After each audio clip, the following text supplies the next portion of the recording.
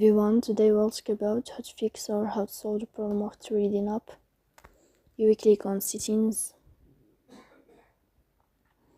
Here in this page you can click on apps, default apps, app settings.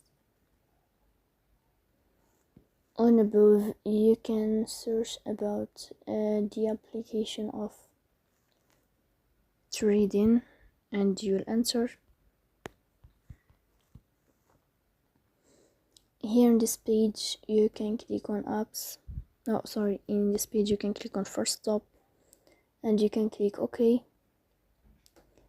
Then you will enter to the window of storage.